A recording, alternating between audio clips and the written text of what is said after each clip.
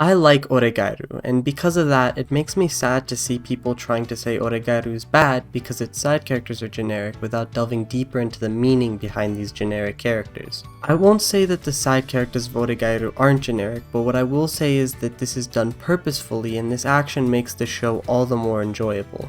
People often forget the main purpose of Oregairu.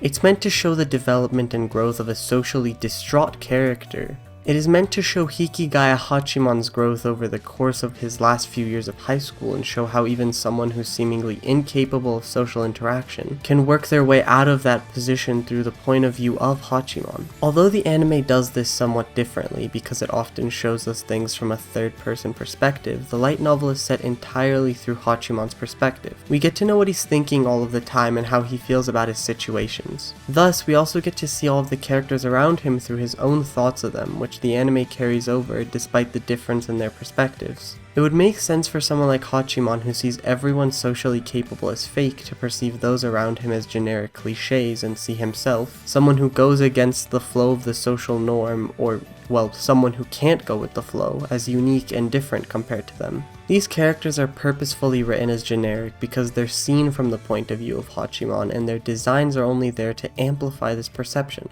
Yukino is meant to be the generic, cold tsundere with long black hair. Yui is meant to be the annoying yet lovable people person. And lastly, Miura is supposed to be the girl you see in every show with all of the makeup and hair and other beauty related things. These characters are all perceived this way by Hachiman and their character designs strengthen this perception, so it makes sense that the viewer would also think of them as just another set of generic side characters with no depth. This point is flipped on its head though when the characters start to be developed more and more as Hachiman gets to know them because it shows that, although they have generic aspects, that isn't their entire character.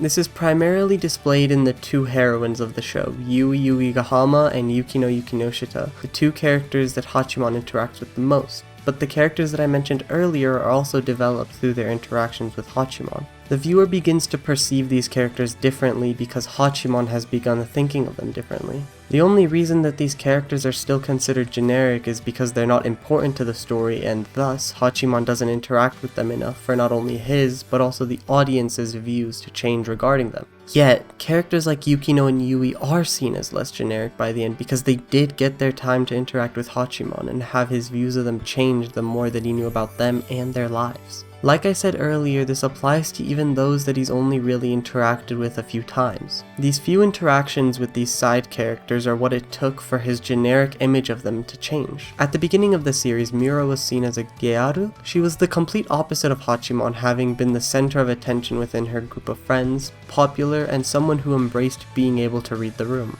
These things resulted in Hachiman having a strong disliking for her and seeing her as just another basic background character that was sort of related to one of the people he's close to. Most of the audience shared this kind of thought with him, but that changed for some people, including Hachiman himself later in the series when he ran into Miura at a gas station. During this interaction, Miura's personality didn't necessarily change, but Hachiman was shown a different side of it. A side that wasn't cold towards everyone, but one that cared for her friends and didn't want to see them hurt, while still wanting to let them find their own happiness in any way that they see fit. This kind of thought process isn't an uncommon one in real life, but it came as a surprise to Hachiman and the audience because, up until this point, we'd all thought of Miura as just another one-sided background character. Although it sounds narcissistic for Hachiman to think about her this way, from his perspective she really is just some random person that he doesn't want to interact with. So his perception of her is only that of a surface level one. We, the audience, are compelled to view Miura in the same way because we're experiencing the story through Hachiman's perspective, so his thoughts on a character strongly influence their portrayal in the story. That's why it started feeling like Miura was more human and nicer after this interaction. Though, this is more greatly shown in Yukino and Yui, the two heroines of the story, because they get more screen time and development than any of the other characters. Yukino was the one whose character was more greatly developed over the course of the story, but Yui also had her fair share of development.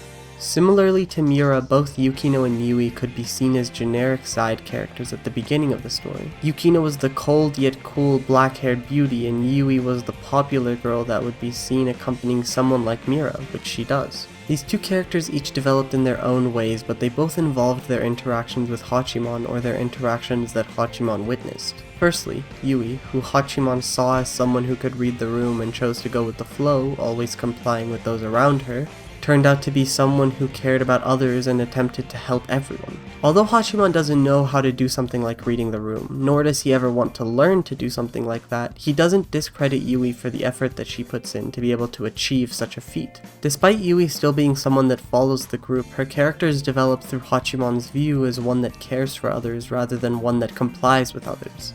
This development came about because of the amount of time that Hachiman has witnessed Yui and dealt with her wanting to help everyone.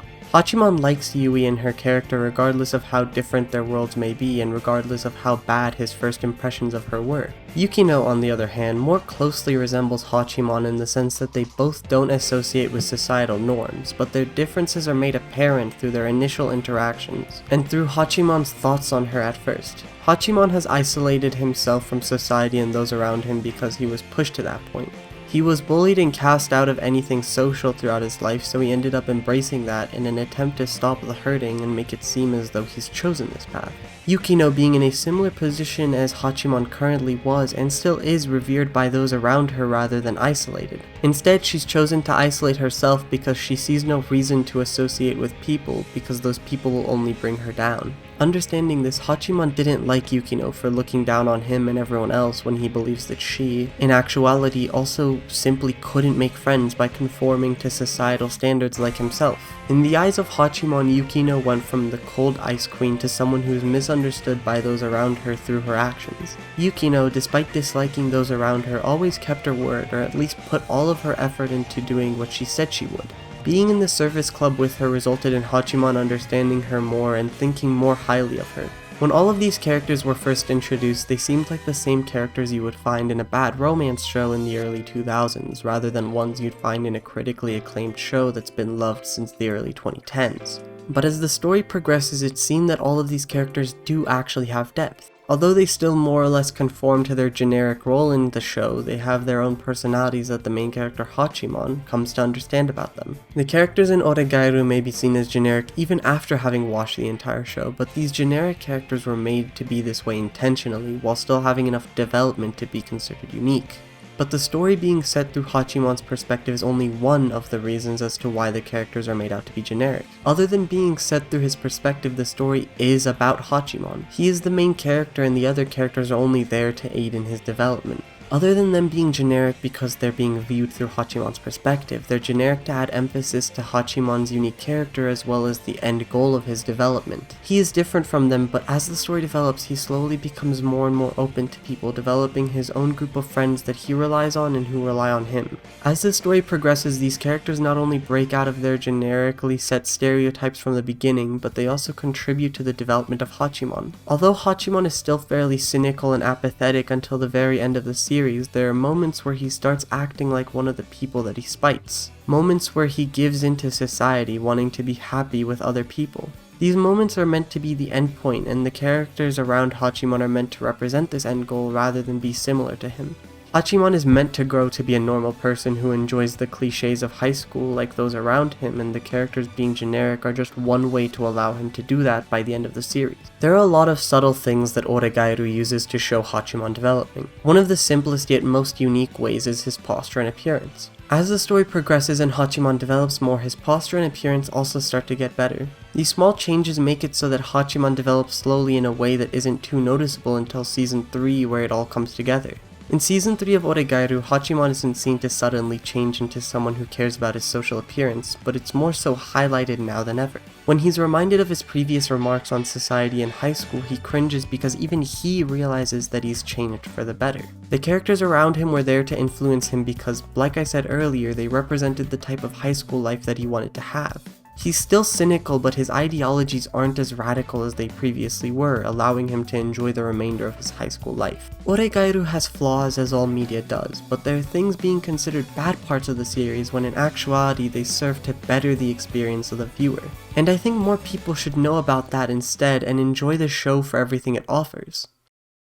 If you enjoyed the video, then please like and subscribe. Thank you for watching.